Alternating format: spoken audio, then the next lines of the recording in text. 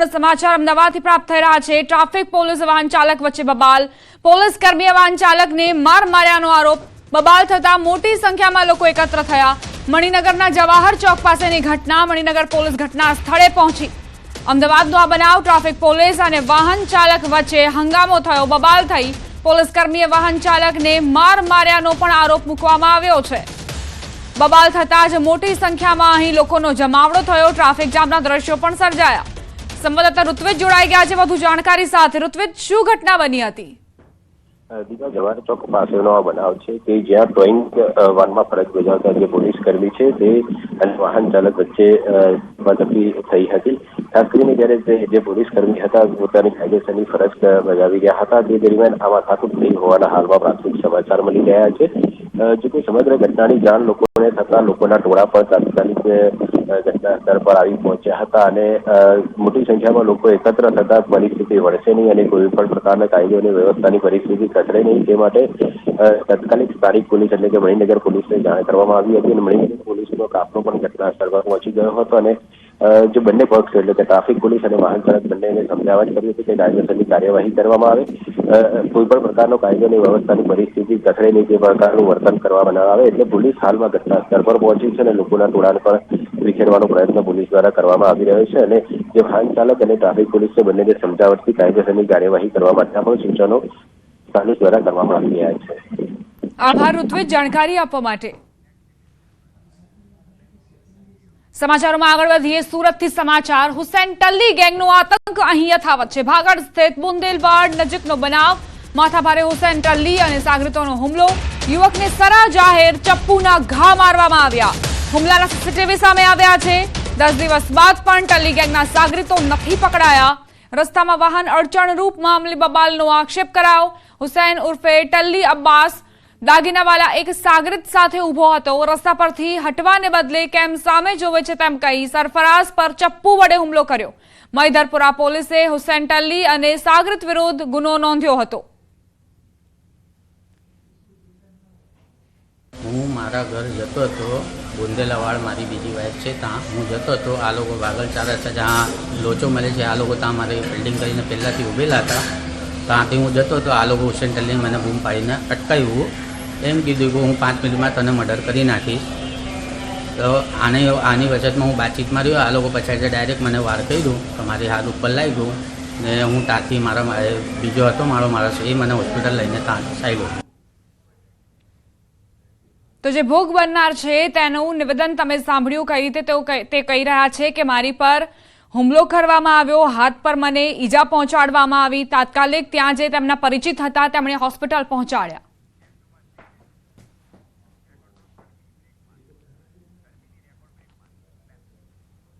હવે આગળ વાત કરીશું રેકોર્ડ બ્રેક ગરમીની।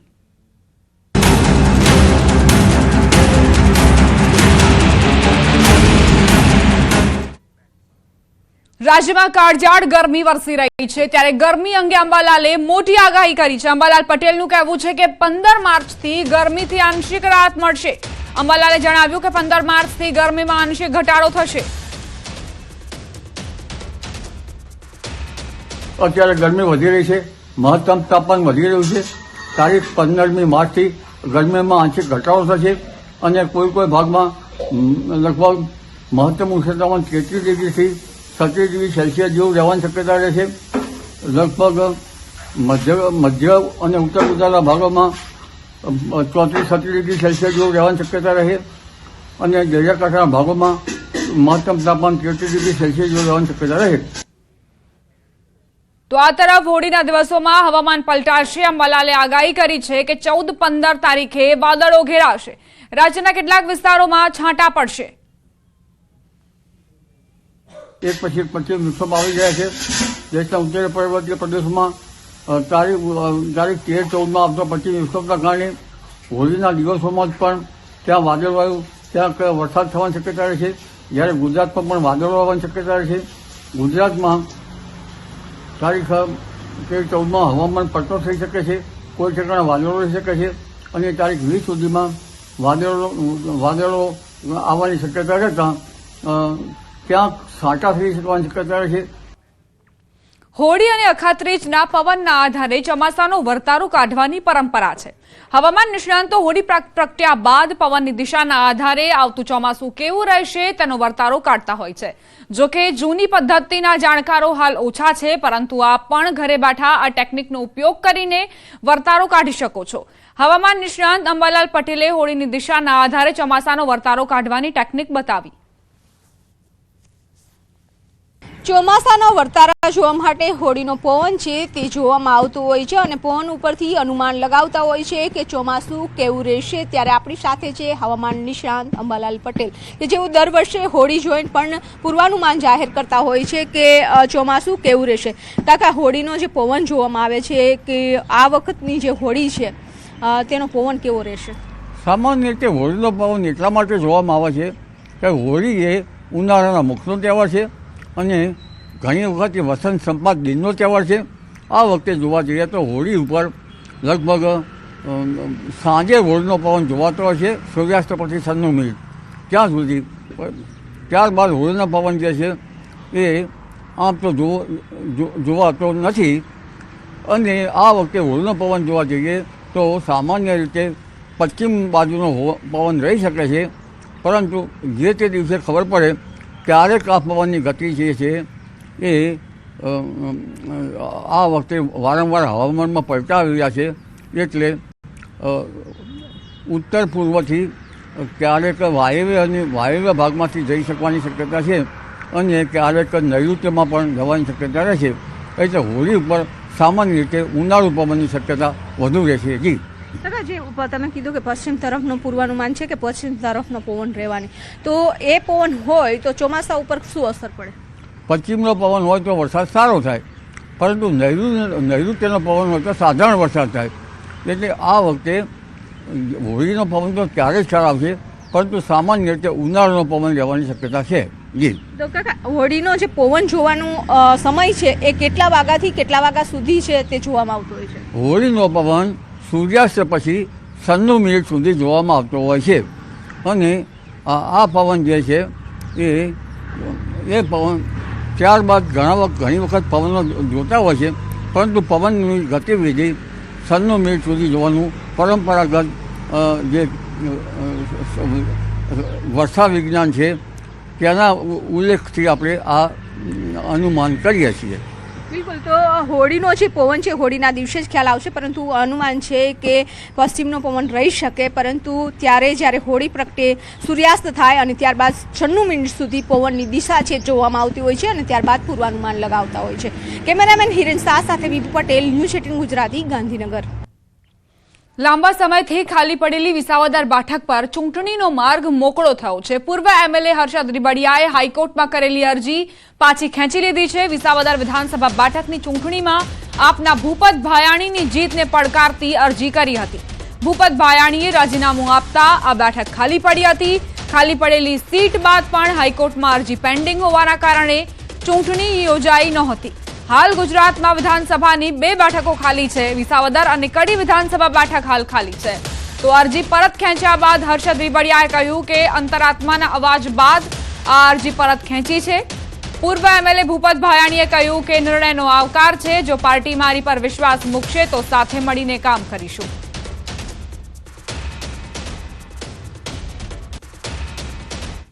મેં જે તે વખતે ઇલેક્શન પિટિશન કરેલી હતી. પછી ન્યાયિક પ્રક્રિયામાં સમય પસાર થતો હતો, જેથી કરીને વિસાવદર વિધાનસભાની ચૂંટણી એવું કહેવાનું હતું કે ભાઈ પિટિશનને કારણે લેટ થાય છે. તો મારા વિસ્તાર આ ખેતી સાથે જોડાયેલો વિસ્તાર છે. મારા છેવાડાનો ગરીબ માણસને ધારાસભ્ય વિહોણું કેમ રાખવું, એટલા મેં મારા અંતરાત્માથી મને નક્કી કર્યું કે હું મારી પિટિશન પાછી ખેંચી લઉં અને ચૂંટણીનો માર્ગ મોકળો કર્યો છે. તો હર્ષદભાઈના આ નિર્ણયને હું આવકારું છું અને એમને અભિનંદન પણ આપું છું કે આપણા વિસ્તારમાં લોકોને પ્રતિનિધિ મળે, બધા સિનિયર આગેવાનો સાથે મળી ખભે ખભો મિલાવી અને બધા કામ કરવાના છે. અને પ્રદેશ પાર્લામેન્ટરી બોર્ડ જે કંઈ પણ નિર્ણય કરશે એ નિર્ણય સૌ માનવાના છીએ અને પાર્ટી મારામાં વિશ્વાસ મૂકશે તો આવનારા દિવસોમાં બધા સાથે મળી અને કામ પણ કરશું અને પાર્લામેન્ટરી બોર્ડનો જે કાંઈ પણ નિર્ણય હશે એ બધા આગેવાનો નિર્ણય માનશે અને અમારા વિસ્તારના હિતમાં સૌ સાથે મળી અને કામ કરશું.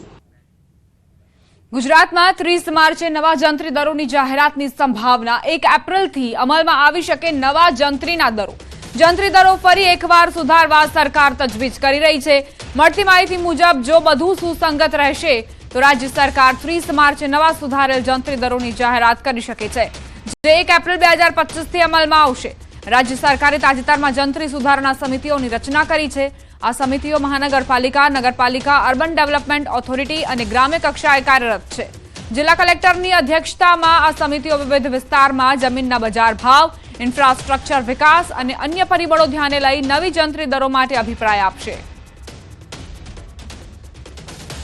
સમાચાર વડોદરાના પાદરાથી, જ્યાં કેનાલમાં ગાબડું પડતા જ ચોંકારી ગામે કેનાલમાં ગાબડું પડતા જ જ્યાં જુઓ ત્યાં પાણી જ પાણી નજરે પડી રહ્યા છે. ખેતરોમાં પાણી ઘૂસ્યા છે. ખેડૂતોના પાકને નુકસાનની ભીતિ. કેટલાક ઘરોમાં પણ પાણી ફરી વળ્યા છે. ઉનાળામાં ચોમાસા જેવો માહોલ સર્જાયો છે ચોંકારી ગામમાં. વડોદરાની ભાયલીની વિબગ્યોર સ્કૂલ સામે દંડનીય કાર્યવાહી કરાઈ. શાળા દ્વારા આરટીઈ એક્ટનો અમલ ન થતો હોવાનું સામે આવ્યું. શાળામાંથી જ ગણવેશ અને પુસ્તક સામગ્રી ખરીદવા દબાણ થતું હોવાની ફરિયાદ વાલીઓ દ્વારા કરાઈ હતી, જે મામલે ડીઈઓએ તપાસ કરાવતા શાળાની અન્ય કેટલીક ખામીઓ સામે આવી. શાળામાં લાયકાત વિનાના શિક્ષકો રાખ્યા હોવાનું તપાસમાં ખુલ્યું. તેમજ છેલ્લા 3-4 મહિનાથી આ શાળા આચાર્ય વિના જ ચાલે છે. શાળાને 30,000નો દંડ ફટકારવામાં આવ્યો છે. જોકે આ અગાઉ પોદાર સ્કૂલ સામે પણ ડીઈઓએ કાર્યવાહી કરી હતી. અધિકારીએ જે રિપોર્ટ આપ્યો તો રિપોર્ટમાં કલમ 17 વિદ્યાર્થીઓને વાલીઓની મરજી વિના દબાણ કરવા માટે, એ ઉપરાંત શાળામાંથી વિવિધ ગણવેશ પુસ્તકો ખરીદવા બાબતે કલમ નંબર 17, સરકારશ્રીના અપાયેલી સૂચનાનું પાલન ન કરવા માટે કલમ નંબર 19, એ ઉપરાંત લાયકાત વિનાના શિક્ષકો અને આચાર્યો પણ નથી, એક કલમ 23. આ 3 કલમના ભંગ બદલ 30,000નો દંડ ફટકારવામાં આવેલ છે. ભાવનગરથી સમાચાર, જ્યાં રેગિંગની ઘટનામાં હજુ સુધી કોઈ ખાસ કાર્યવાહી નથી કરાઈ. 5 દિવસ વીત્યા બાદ પણ પોલીસને સફળતા નહીં. પોલીસને 9માંથી એક પણ આરોપી કે અપહરણવાળી કાર હજુ સુધી નથી મળી. આ કેસની તપાસ જે પીએસઆઈને આપવામાં આવી હતી તે જ રજા પર છે. નોંધનીય છે કે 3 જુનિયર ડોક્ટર સાથે સતત 4 કલાક સુધી રેગિંગની ઘટના બની હતી. ઘટનામાં કુલ 9 વિરુદ્ધ નીલમબાગ પોલીસ મથકમાં ગુનો દાખલ કરાયો હતો. ત્યારે વિદ્યાર્થીઓ સતત આરોપ લગાવી રહ્યા છે કે પોલીસ ઘટનાને દબાવી રહી છે. 3 જુનિયર ડોક્ટર્સ સાથે સિનિયર ડોક્ટર્સે જે રેગિંગ કરી હતી તેને લઈને અન્ય જે વિદ્યાર્થીઓ છે તેમનો આરોપ છે પોલીસ કોઈ કડક કાર્યવાહી નથી કરી રહી. પોલીસની ઢીલી નીતિના કારણે હજુ સુધી આરોપીઓ પકડાયા નથી. અને બીજી તરફ પોલીસ પર આરોપ મૂકવામાં આવી રહ્યા છે કે પોલીસ આ ઘટનાને દબાવવા માટે પ્રયત્નો કરી રહી છે. જે 9 વિરુદ્ધ નીલમબાગ પોલીસ મથકમાં ગુનો દાખલ કરવામાં આવ્યો છે તેમાંથી એકની પણ ધરપકડ નથી કરવામાં આવી. સંવાદદાતા નીતિન જોડાઈ ગયા છે વધુ જાણકારી સાથે. નીતિન, શું ઘટનાક્રમ હતો અને પોલીસની કેવા પ્રકારની કાર્યવાહી, કેવા પ્રકારના આરોપો પોલીસ પર મુકાયા છે? જી, ચોક્કસ વાત કરીએ તો જે થોડા દિવસ પહેલા ભાવનગર મેડિકલ કોલેજના જે જુનિયર ડોક્ટરો છે, જે જુનિયર ડોક્ટરો 3, તેમની સાથે સિનિયર ડોક્ટરો દ્વારા મતલબ મારામારી અને રેગિંગની ઘટના છે તે સામે આવી હતી. અને ખાસ કરીને વાત કરીએ તો આ જે જુનિયર 3 ડોક્ટરો છે તેમને અલગ જગ્યાએ બોલાવી અને કારમાં લઈ ગઈ અને ત્યારબાદ તેમને ઢોર મારવામાં આવેલો. અને ત્યારબાદ સમગ્ર મામલાને લઈ અને આ જે ડોક્ટર છે, જે જુનિયર ડોક્ટરો, તેમને સરકારી હોસ્પિટલ સારવારથી ખસેડવામાં આવ્યા હતા. અને ત્યારબાદ સમગ્ર મામલો છે તે સામે આવ્યો હતો. અને ત્યારબાદ જે આ સમગ્ર ઘટનાને લઈ અને કમિટી દ્વારા નિર્ણય લેવામાં આવ્યો હતો કે જે ડોક્ટરો દ્વારા આ અત્યાચાર કરવામાં આવ્યો છે જુનિયર ડોક્ટરો સાથે, તે ડોક્ટરો સહિત અન્ય 2 લોકો છે જે બહારના વ્યક્તિઓ હતા, તેમની જોડે એફઆઈઆર છે તે દાખલ કરવામાં આવી છે. હાલ જે તમામ ડોક્ટરો જે અત્યાચાર કર્યો છે તેમને જે મેડિકલ કોલેજ છે ભાવનગરની, તેમાંથી રેસ્ટિકેટ કરવામાં આવ્યા છે. અને કમિટી દ્વારા જે અત્યાચાર કમિટી હોય તેમના દ્વારા પણ એક નિર્ણય લેવામાં આવ્યો છે કે તેમના કોઈ પણ પ્રમાણપત્ર એટલે કે સર્ટિફિકેટ છે જરૂરી તે તેમને પરત ન કરવા. હાલ તમામે તમામ જે 9 આરોપીઓની સામે જે ફરિયાદ દાખલ કરવામાં આવી છે તે શહેરના ભાવનગરના જે A ડિવિઝન પોલીસ મથક છે ત્યાં ફરિયાદ દાખલ કરવામાં આવી છે, પરંતુ આજ દિન સુધી જે કારમાં આ લોકોને લઈ ગયા હતા અને ત્યારબાદ તેમની ઉપર અત્યાચાર ગુજારવામાં આવ્યો હતો તે કારની નથી હજી સુધીમાં કોઈ પોલીસ દ્વારા ભાળ મળવામાં આવી કે નથી. આમાંથી એક પણ જે કર્મચારી છે જેમની સામે આ જે ફરિયાદ દાખલ કરવામાં આવી છે તેમાંથી એક વ્યક્તિને પકડવામાં આવ્યો. એટલે ચોક્કસ કહી શકાય કે પોલીસ પર પણ નાના મોટા જે અનેક સવાલો છે તે થઈ રહ્યા છે કે શું પોલીસ આને કોઈ આવા ગુનેગારોને જાળવી રહી છે કે કેમ. જી આભાર નીતિન જાણકારી આપવા માટે.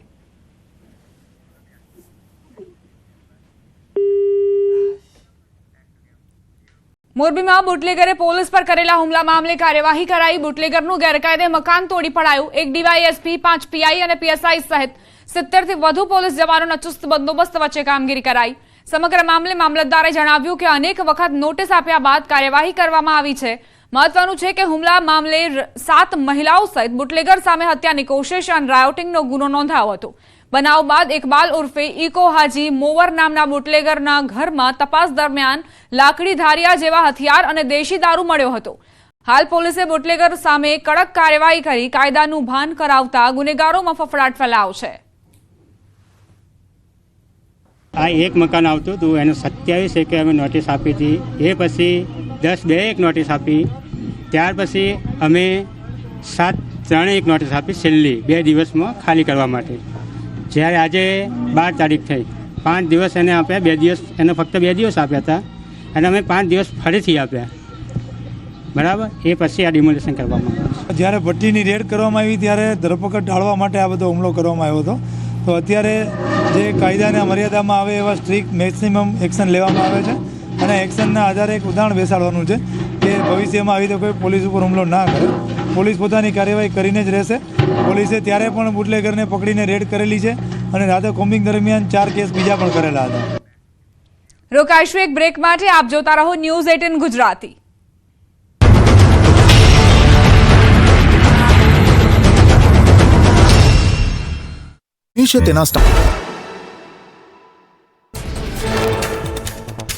ધંધુકામાં નશાની હાલતમાં 2 લોકો વાખડ્યા. મુખ્ય 4 રસ્તા પર દારૂડિયાઓની બબાલનો વિડીયો વાયરલ.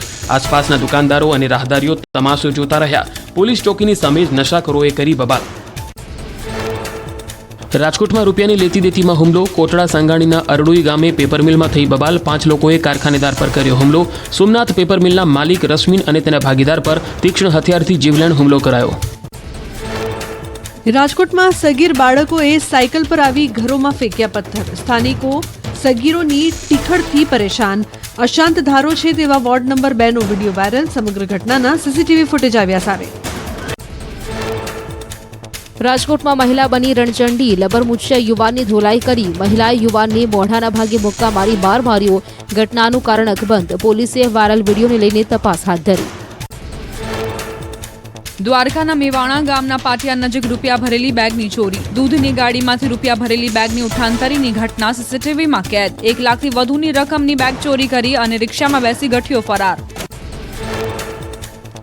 બોટાદમાં તસ્કરોએ હદ વટાવી. ઢસા ગામમાં માતાજીના મઢમાં ધોળા દિવસે ચોરી. છાલા મકવાણા પરિવારના મઢમાંથી ચાંદીના આભૂષણોની ચોરી કરી. સીસીટીવીના આધારે પોલીસે તપાસ હાથ ધરી. પાકિસ્તાનમાં પેસેન્જર ટ્રેન હાઈજેક. 120 મુસાફરોને બંધક બનાવ્યા હોવાનો બલુચ આર્મીનો દાવો. 6 સૈનિકો માર્યા ગયા. તેમની સામે એક્શન લેવાશે તો બંધક બનાવેલા મુસાફરોને મારી નાખવાની આપી ધમકી. રાજકોટ સિવિલ હોસ્પિટલની લાલિયાવાડી પર હાસ્ય કલાકાર હકાબા ગઢવીએ વ્યક્ત કરી વ્યથા. તબીબો મોડા આવતા દર્દીઓ પરેશાન. મંત્રીને પણ ગાંઠતા ન હોવાનો આક્ષેપ. બહેનના અકસ્માત સમય થયેલા ખરાબ અનુભવનો વિડીયો વાયરલ કર્યો. ધારાસભ્ય ડોક્ટર દર્શિતા શાહે હકાબાના આરોપોને નકાર્યા. હોસ્પિટલ સુપ્રિન્ટેન્ડન્ટના હવાલાથી આપી જાણકારી. દર્દીના કારણે સીટી સ્કેનમાં વિલંબ થયો હોવાનો દાવો. દર્દીએ એનેસ્થેસિયા લેવાનો કર્યો હતો ઇનકાર. અમદાવાદમાં ગુજરાત યુનિવર્સિટીમાં એબીવીપીનો વિરોધ પ્રદર્શન. ફી વધારાને લઈને મોટી સંખ્યામાં એબીવીપીના કાર્યકર્તાઓએ હાથમાં બેનર લઈને કર્યા સૂત્રોચ્ચાર. ફી વધારો પરત ન ખેંચાતા ઉગ્ર વિરોધ પ્રદર્શન કર્યું. રાજકોટમાં કોરોનામાં મૃત્યુ પામેલા કર્મચારીની સરકારી સહાયમાં કટકી. પીજીવીસીએલના 2 અધિકારીની ઓડિયો ક્લિપ વાયરલ. 25 લાખની સહાયમાં 10 લાખની કટકી.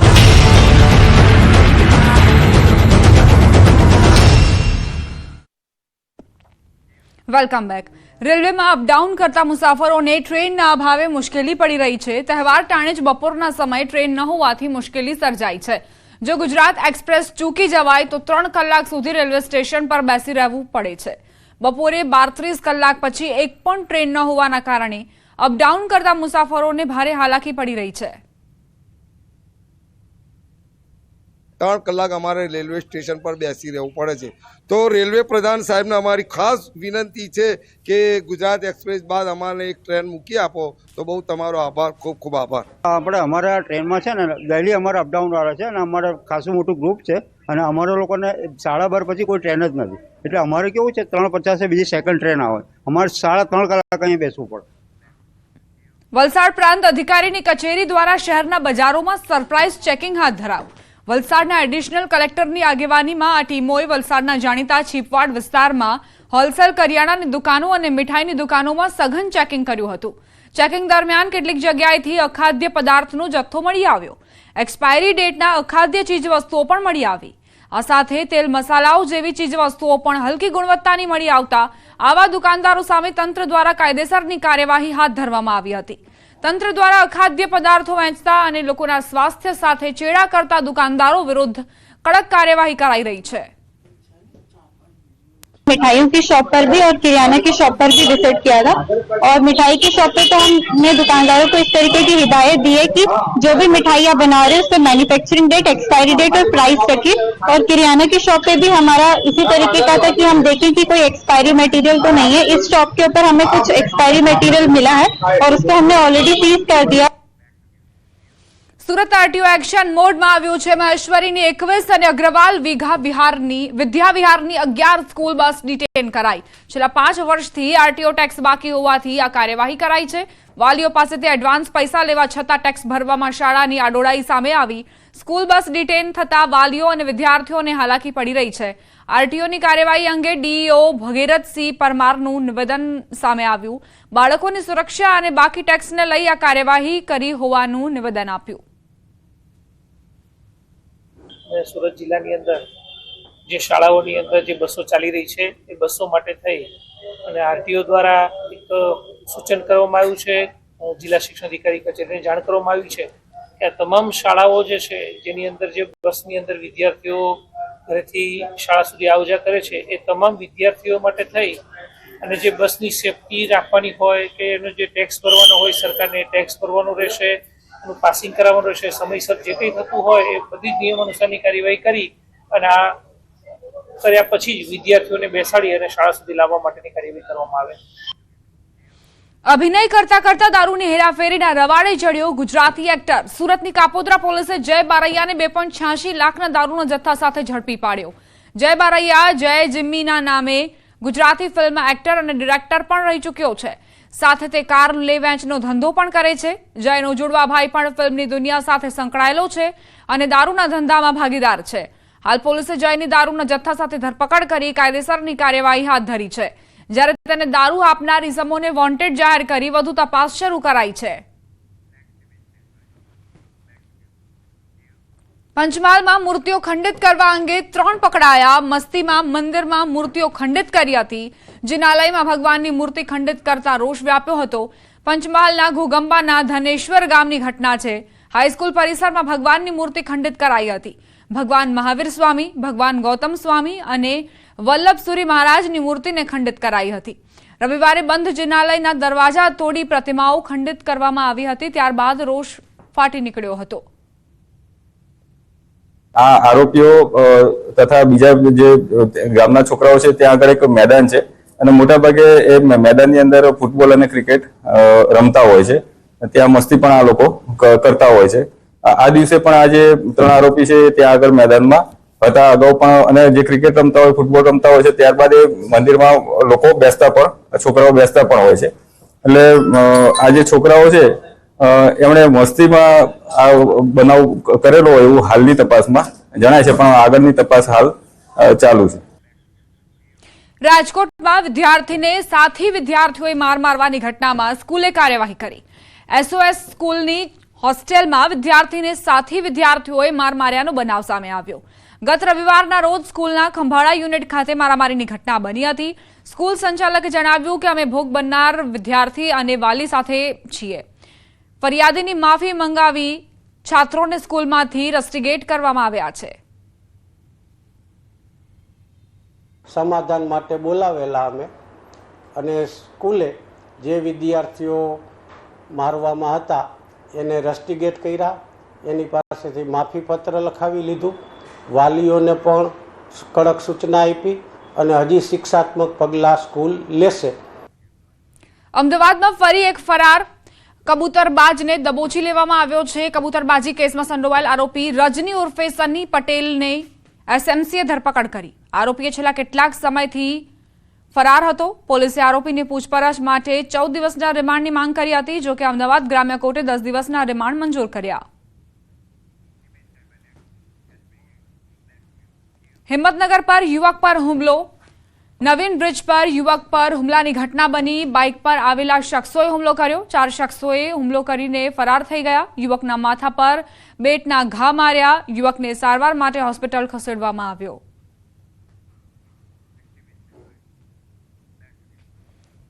તેર વર્ષીય કિશોરની છરીના ઘા ઝીંકીને હત્યાને અંજામ આપવામાં આવ્યો છે. મોબાઈલ ગેમના કારણે કિશોરની હત્યા કરાઈ હોવાની આશંકા. 3 કિશોરે છરીના ઉપરા છાપરી ઘા ઝીંકી મોતને ઘાટ ઉતારી નાખતા સનસનાટી મચી ગઈ. બનાવમાં પ્રવીણને ગળાના ભાગમાં તેમજ પેટના ભાગે ગંભીર પ્રકારની ઈજાઓ થઈ છે. ગામના બગીચામાં તમામ બાળકો બગીચામાં રમતા હતા, તેવામાં માથાકૂટ થઈ હુમલો કરવામાં આવ્યો. હત્યામાં 3 આરોપીઓ કાયદાના સંઘર્ષમાં આવેલા બાળકો હોવાનું અનુમાન લગાડવામાં આવી રહ્યું છે. તેમ છતાં તેઓને રાઉન્ડ અપ કરી લેવાયા છે. પોલીસે હત્યા પાછળના ચોક્કસ કારણો જાણવા તપાસનો ધમધમાટ શરૂ કર્યો છે. અમરેલીના ધારીના ચાલાલામાં યુવક પર હુમલાનો મામલો. સારવાર દરમિયાન યુવકનું મોત નીપજ્યું. 2 દિવસ પહેલા યુવક પર પાઇપ વડે હુમલો કરાયો હતો. હુમલામાં યુવકના માથાના ભાગે ગંભીર ઈજાઓ થઈ હતી. યુવકનું મોત થતાં મામલો હત્યામાં પલટાયો. મૃતક મિત્રના ભાઈઓ વચ્ચે મિલકત વિવાદમાં સમાધાન કરાવવા માટે ગયો હતો, જે સારું ન લાગતા આરોપીઓએ હુમલો કર્યો. આરોપી ભાવેશ હિરપરા સામે હત્યાનો ગુનો નોંધાયો. ચલાલા પોલીસે આરોપીની ધરપકડ કરી છે.